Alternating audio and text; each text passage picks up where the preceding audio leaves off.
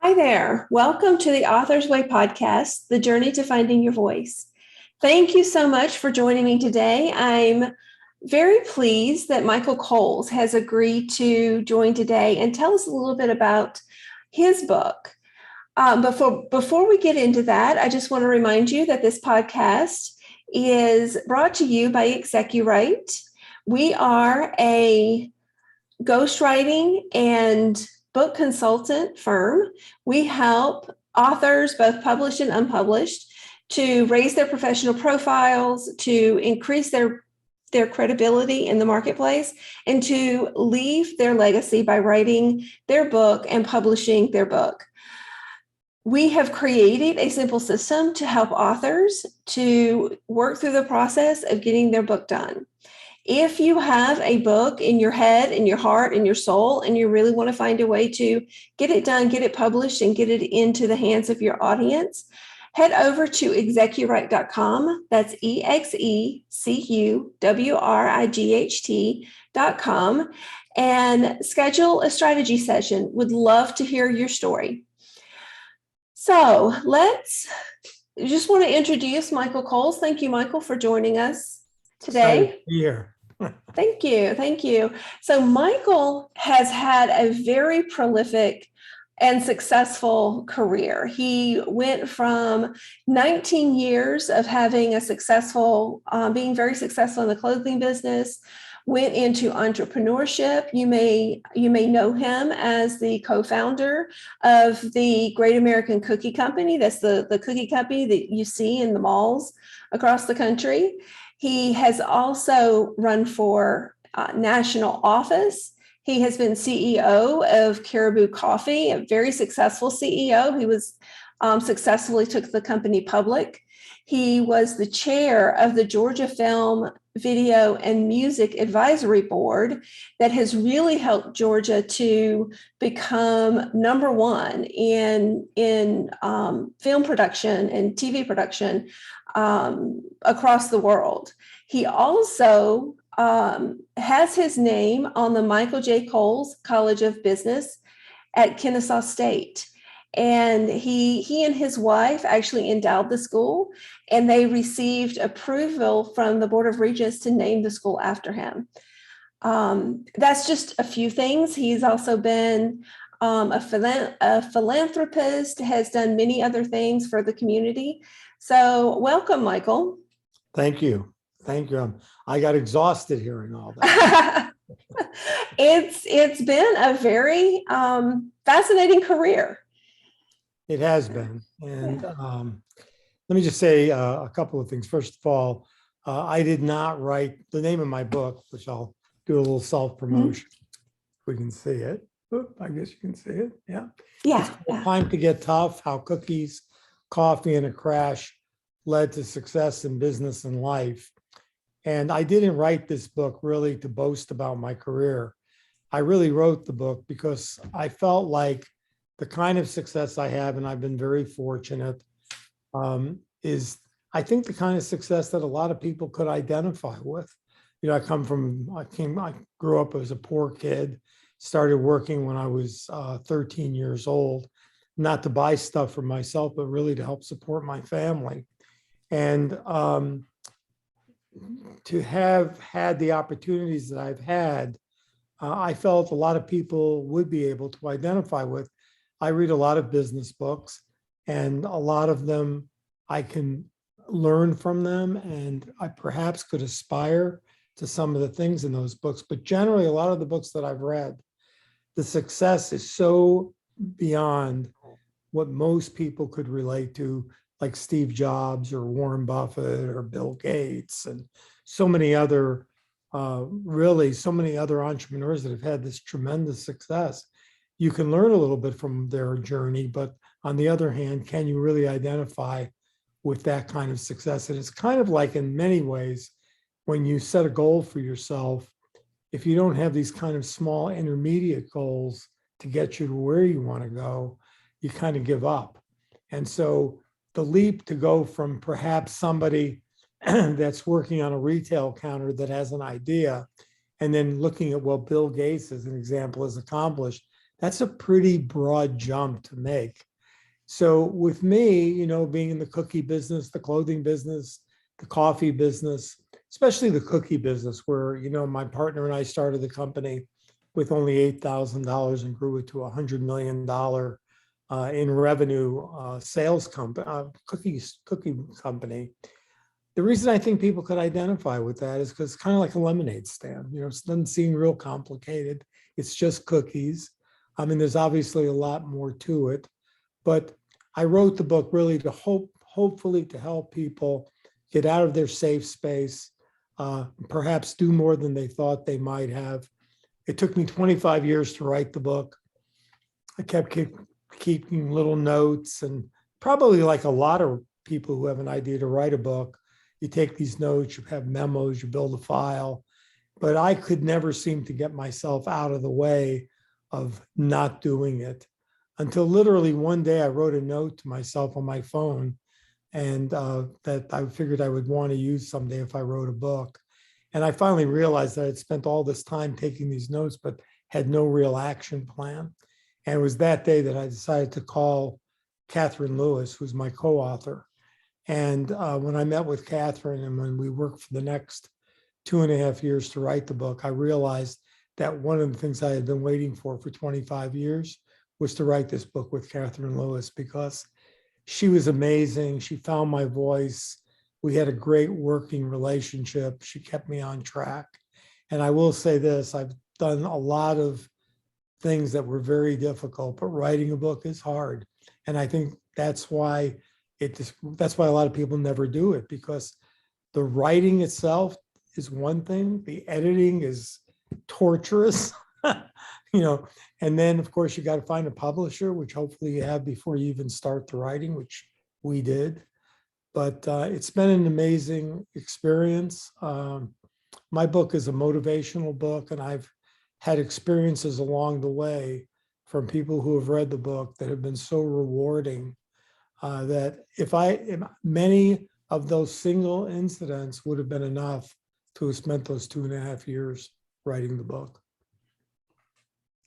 One of the things that I really enjoy about your story are the stories that you tell. Is there's a lot of, not to be harsh about it, but there's a lot of failures in your stories. And you talk a lot about how you find ways to overcome those. And there's a lot of learning in that process. Well, there's a great amateur golfer, probably the greatest amateur golfer of all time, was a guy named Bobby Jones. And Bobby Jones had a great motto, which frankly is one that I've carried with me for a long time, which was, he said that I never learned anything from a golf tournament I won. And I think that really is the case and that's not just about business. I mean, it's also about just life and experiences you have with maybe your significant other or wife or husband or, a friend, whatever it may be. I mean, we come to these crossroads of where something goes wrong. And for me, I know that especially in business, the difference between success and failure is always how you deal with the unexpected. Anybody that lays out a plan, and if it went really smooth, then everybody could be successful. But the truth is that the road to success is not a straight line. It's about things that come up all the time that, I guess you could call it Murphy's Law. I mean, it's the things you don't plan for and how you deal with those. And you're right, my book is full of so many of the things that did not go well that we learned from, and in fact, made sure that knowing we were going to make more mistakes, but we would not make the same mistakes. And if we made a mistake, we already had a skill set built in on how to deal with it. That's important. And it's those teachings I found, even for myself, those learnings just make me much more resilient, and hopefully the people around me much more resilient, because hopefully I can use the lessons that I've learned to keep people from making some of the same mistakes that I've made. Yeah. So, again, my story, And the reason why I feel like a lot of people could perhaps get motivated from it is that, as I said, we started the company with only $8,000. We had to sign a lease and personally guarantee it for $25,000 a year for 10 years, $250,000. We borrowed $25,000 from CNS Bank then in Atlanta. We had to personally guarantee that. They were so confident that our cookie company was going to fail that they sent forensic accountants to my partner's house and my house to inventory all of our personal assets so that when we failed, not if we failed, but when we failed, they didn't have to go through the court system to get their $25,000. They could basically just step in and take all of our personal assets.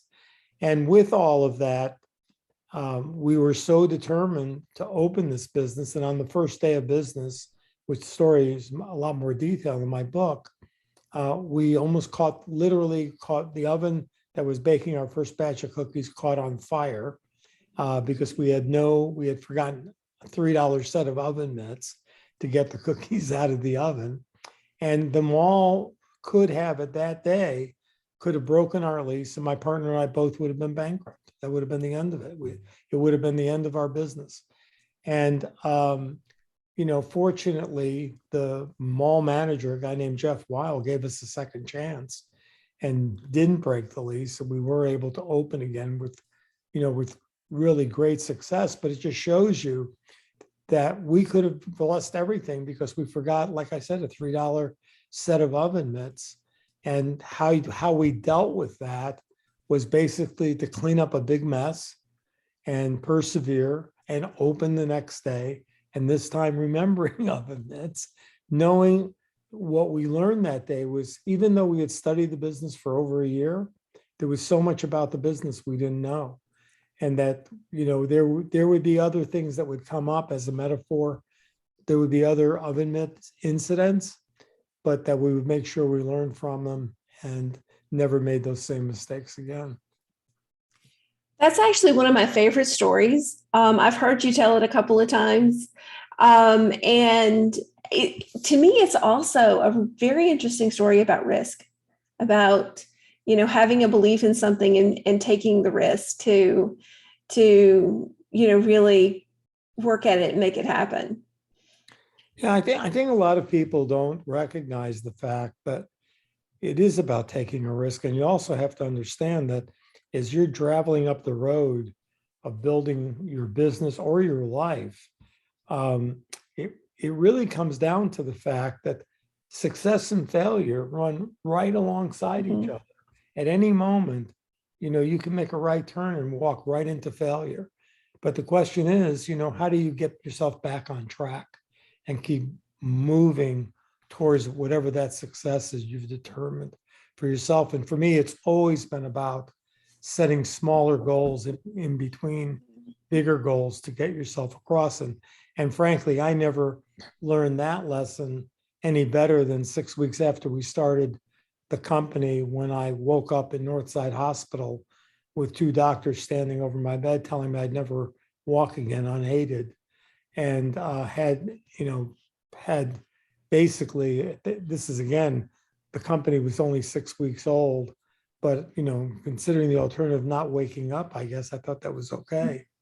But virtually that motorcycle accident changed the course of my life, and something that could have been very detrimental, something that could have been a real tragedy in my life, turned out to make it a real triumph in my life. And that's kind of one of the themes that runs through the whole book, is how do you turn tragedy into triumph? It's such a powerful message. And I think we've all had those, maybe not as drastic as that kind of an incident, but we've all had those moments in our lives where we've been laid off from a job or had to make a change because of a family incident, had to, make different decisions because of, different things happening in our lives or in our careers. And it's really that resilience that helps us to get to that next step. And I know for myself, I don't think there's ever been anything that I thought was a negative at the time that didn't turn helped me turn it into something much bigger and better. Well, one of the things I always talk about, when I was 10, my dad went bankrupt and we lost our house. I had to give away my dog. And for a 10-year-old kid, bankruptcy was you lose your house, you lose your dog. And I didn't really understand bankruptcy until a few years later when I was almost 13. Because when we lost the house, we moved to a very nice apartment and we took all of our stuff with us. And for a kid, when you have your stuff around, I mean, the fact that you don't have your house anymore, all of it still felt pretty normal, other than the fact I moved to a new neighborhood and I had to make new friends. But the realization of so much of that hit me when my dad, who kept thinking he would recover and get our life back, he kept spending at a higher rate than he should have. And by the time I was almost 13, he was back in as much debt as he had been. And in fact, his wages were being so garnishy that he was barely bringing home a paycheck. And literally, my family sold all of our personal possessions, furniture, dishes, everything. And in the middle of the night, we moved to Florida, which was a debtor's state. So my dad's wages couldn't be garnished anymore. And so he thought, again, he could get a fresh start. But I remember waking up that morning after we moved to Florida in this horrible apartment that was less than 300 square feet. And basically it was one bedroom. My parents had to sleep on an unscreened porch. There was no air conditioning in this place. And it was really a horrible apartment. And I guess I woke up that morning and I really understood what bankruptcy meant, which is that everything you were used to basically has just been taken away from you. And I remember waking up that morning and thinking to myself, I really had two choices.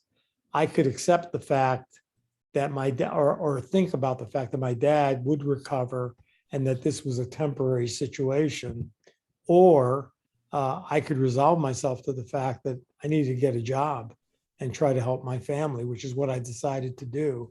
It was not heroic and I was not happy about it, frankly, because the moment I made that decision, I knew that my teenage years were going to be very different than what I thought they might have been on the drive to Florida.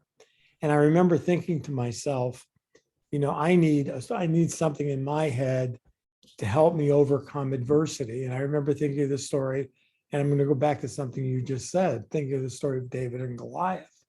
And I remember thinking, David walks into the valley, this very small man, takes on this enormous giant, not only wins the battle against the giant, but kills the giant.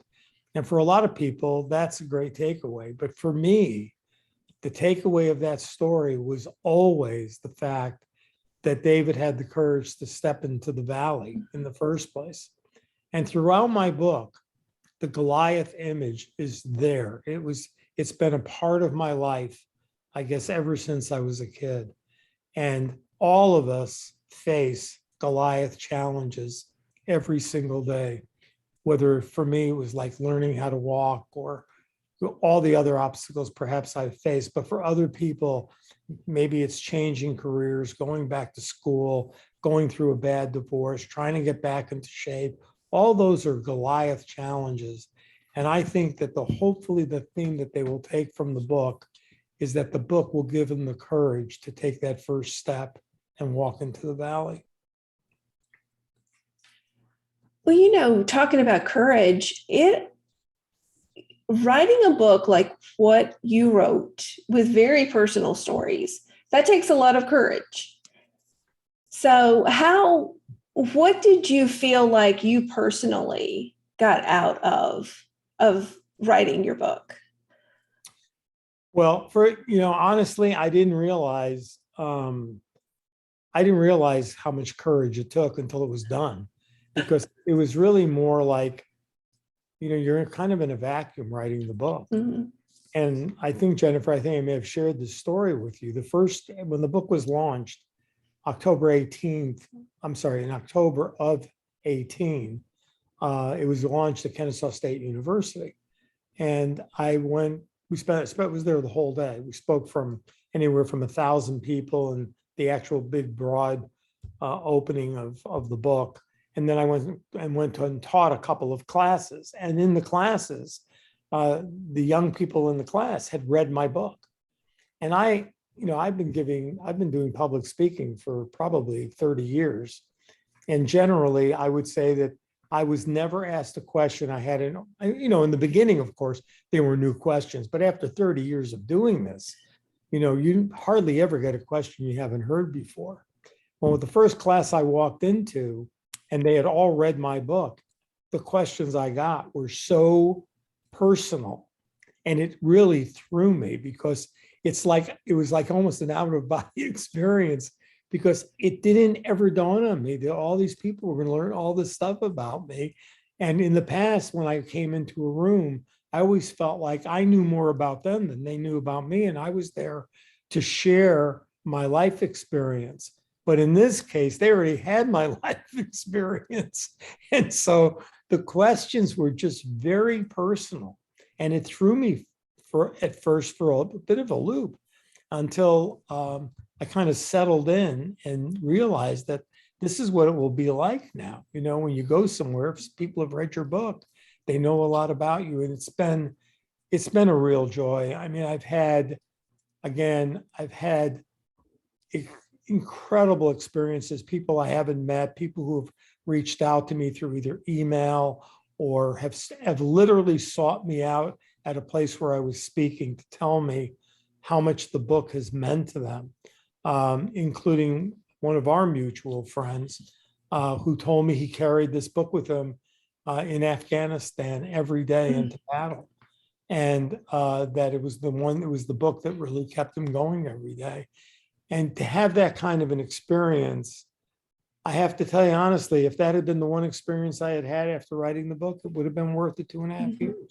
And there's been just a ton of experiences like that. And I'm so grateful that how the book has been accepted. And the other thing is, I never imagined writing this book the year before we had COVID and the pandemic, and the effect and the meaning that the book could take on during that pandemic. Because for a lot of people that I heard from read the book, and it really gave them kind of a sense that we can get through this, and we can get our lives back to whatever the new normal would be. So I would really, anybody that's listening to this, that's thinking about writing a book and has a story to share that they think would be beneficial, whatever the struggle is, do it, get it out there, and then go promote it and go talk to groups about it. That is, I talk to a lot of people about writing the book, and that's a really powerful message, because it really is about leaving a legacy and helping. There are so many things that happen in our lives that we deal with that we can help to teach other people. And I feel like, for myself, I feel like, am I even doing a disservice by not sharing the stories and helping? Because, maybe they do help even just one person. I think that, there's a theory about playing it forward. Mm-hmm. And I don't know of anything that can help do that more than, even if it's not a book, an article or a talk that people go to, and through someone else's experience can in fact get that sense of playing it forward. And for me, I mean, this is like, I would guess, this is like playing it forward on steroids. But I'm grateful for the reception, but I'm also thankful that I finally got around to doing this. So you do a little bit something, it's a little unique with your book. You have a foundation, and the proceeds from the book actually go to benefit the foundation. Do you want to tell us a little bit about that? Yeah, I would love to. Let me give you a little background. Back in 1998, I did run for the U.S. Senate, and I knew very little about veterans benefits. And in the early weeks of my campaign, I literally had a general from Georgia come to my office, and he put a pamphlet on my desk, and it said, "Promises made, promises broken." And I didn't know anything about this. And I thought this was going to be like a 15-minute meeting, and it turned into an all-day meeting. I went with this general. We went to a VA hospital. We went and visited a bunch of veterans at different like clubhouses almost, where a lot of them hung out. And I basically, at the end of that day, veterans and how veterans have been really let down became the centerpiece of my campaign. And when I didn't win my race, for a long time, Don and I tried to figure out something we could do that might benefit veterans. We can't do everything we'd like to do, but maybe we could do something. And so at Kennesaw State University, we put $1 million into a veterans scholarship fund to get it going. And basically the fund, or what the fund does is it picks up tuition, books, whatever other expenses veterans may have to finish their education after the GI Bill runs out. And so when I wrote the book, we gave the copyright to KSU. KSU has a copyright to the book, and all of the royalties, all of my honorariums that I received for speaking engagements related to the book, all of that goes back into the scholarship fund. And it's again, it's a way of helping, not as big as we'd like it to be, but it is of some help. And hopefully we can continue to build that fund where it'll help more and more veterans. So what I always say to people, if you buy the book, just remember you're helping a veteran. And if you like the book, post a review on Amazon or wherever you'd like to, because reviews do help sell books. And when you do that, again, you're helping a veteran somewhere.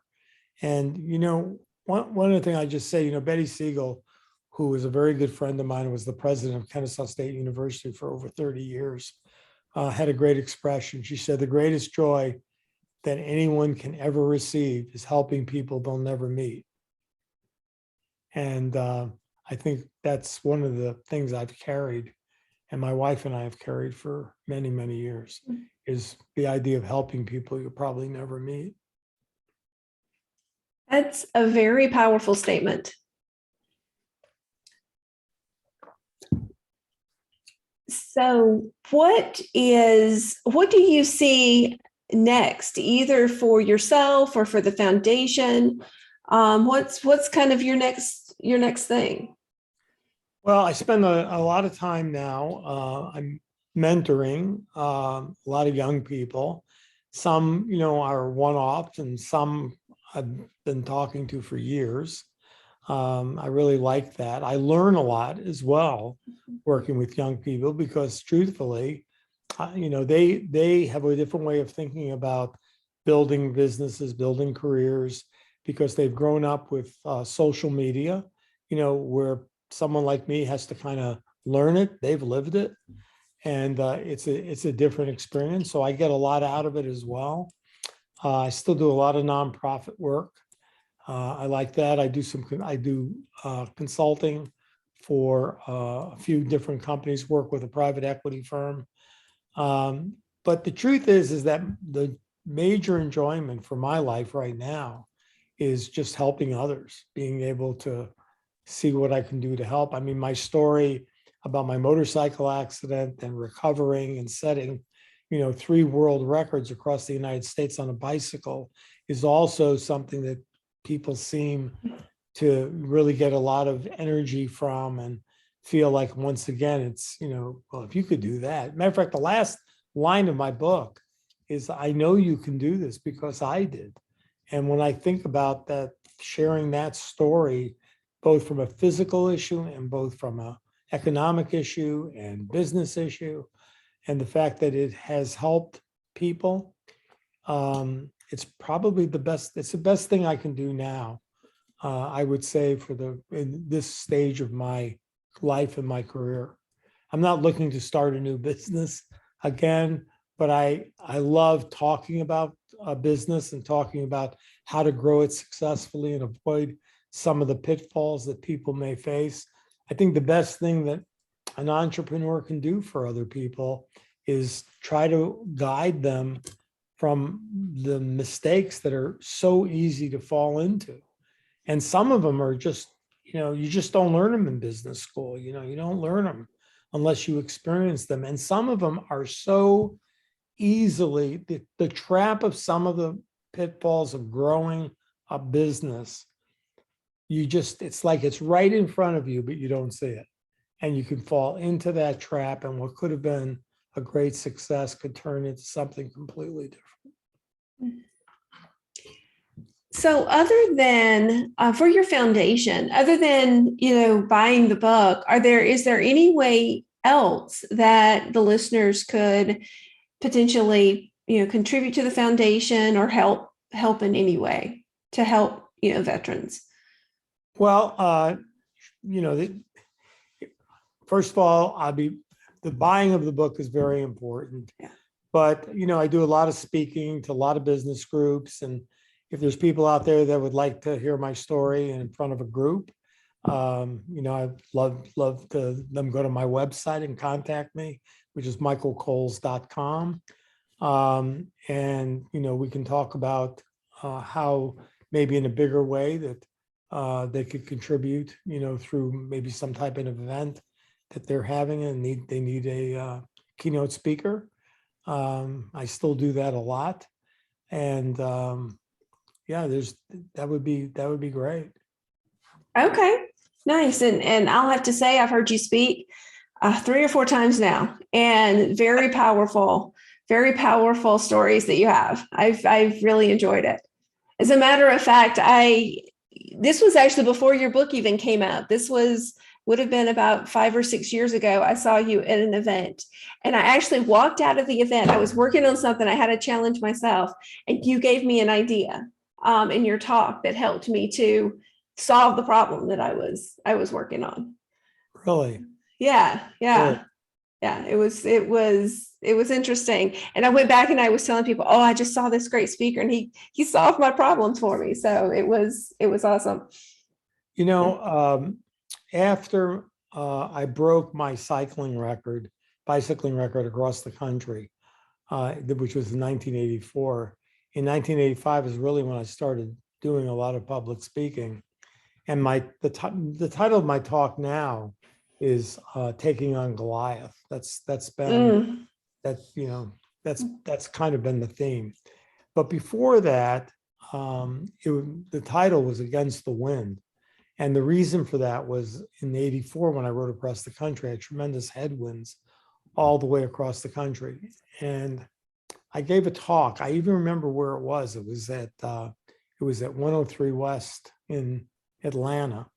And I did this talk about similar to what you've seen, but obviously I've had more experience since then. Right. So it's a little bit different. And I talked about the fact that everybody faces headwinds in their careers and their lives.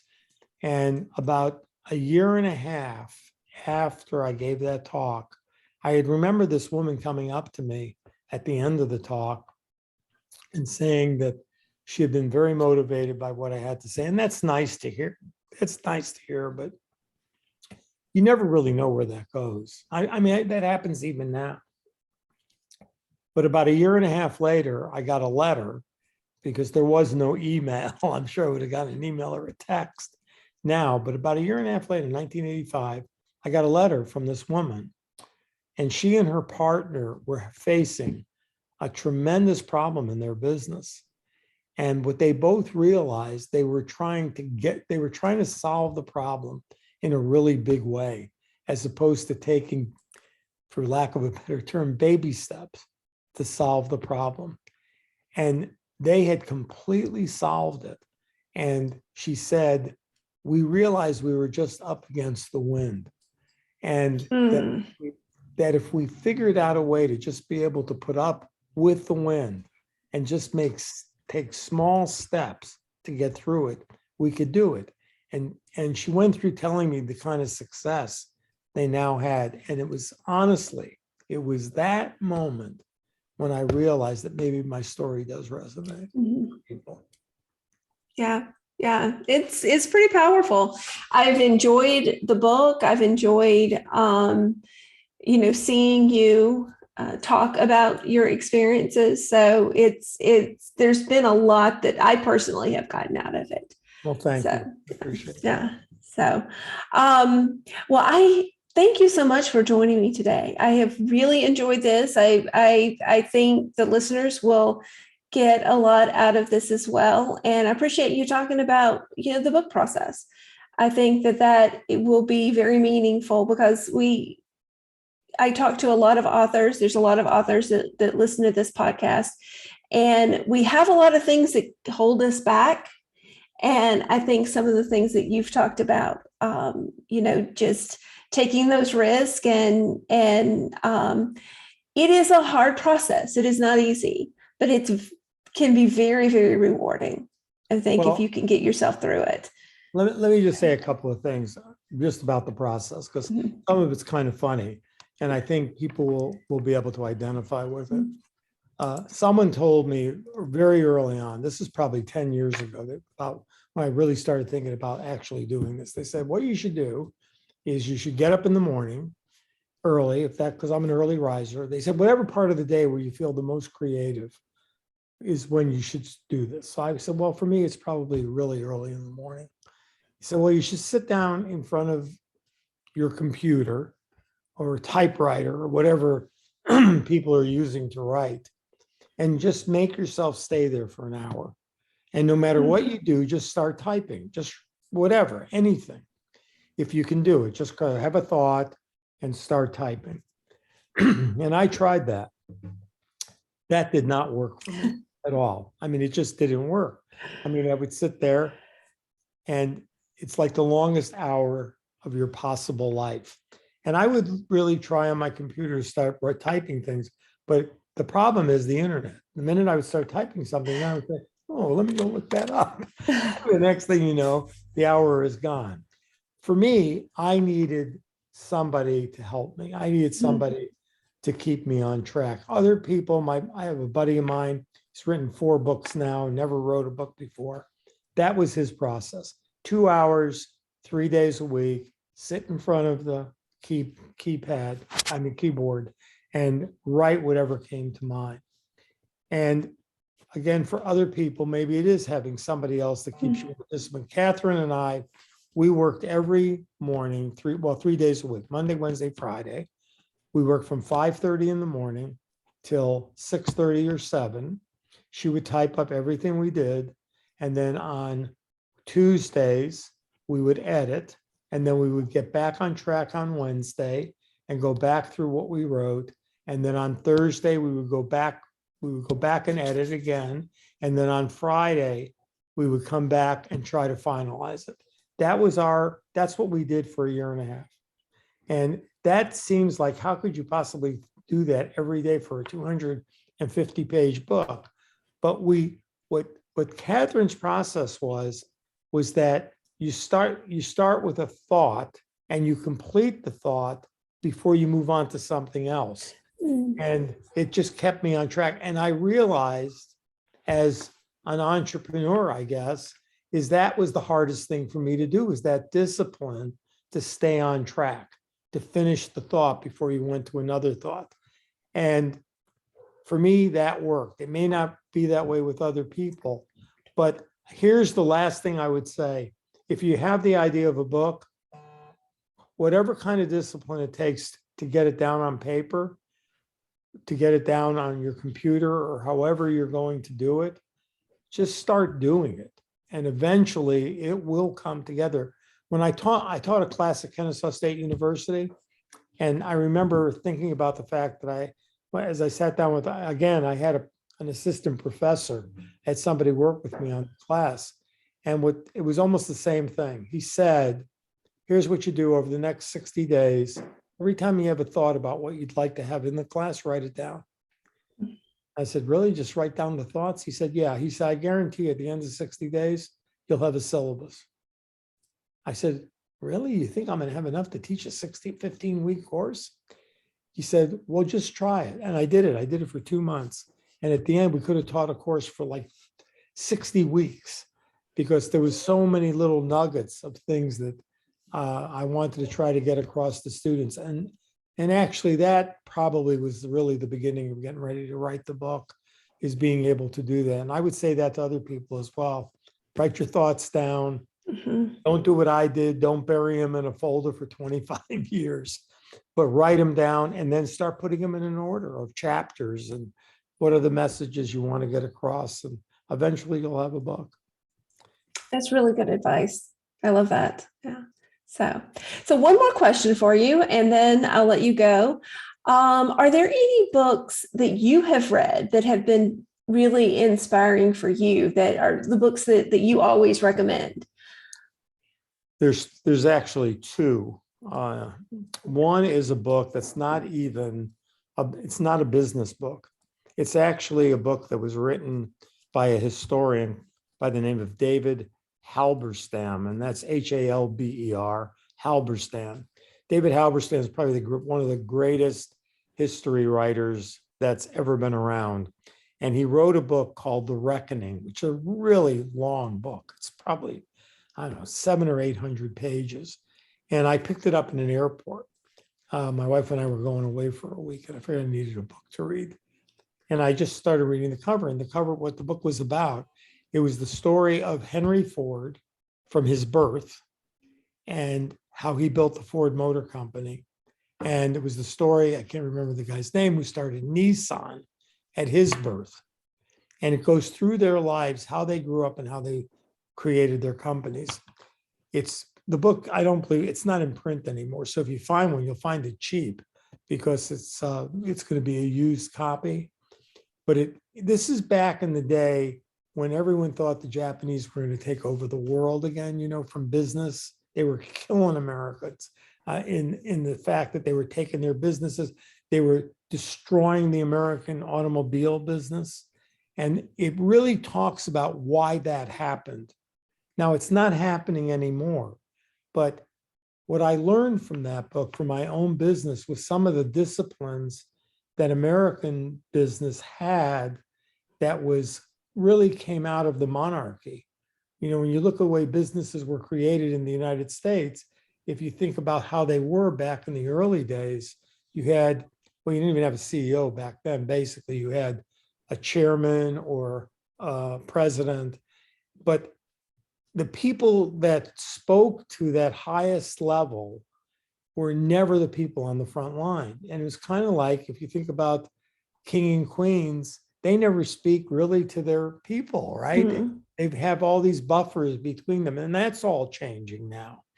And so this talks about how in Japan, the head of the company, everyone that worked in the plant knew that they could go to the head of the company, knock on the head of the company's door and tell them an idea or tell them something that was wrong if it wasn't being taken care of by their immediate supervisor. That was like, it wasn't considered going above anybody's head. It was just considered a way of having dialogue with the people that in fact are really creating the product.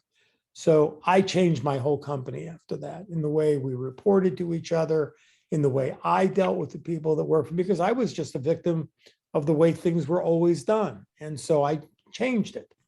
The second book is a book called Execution. And it's written, it's really my favorite business book.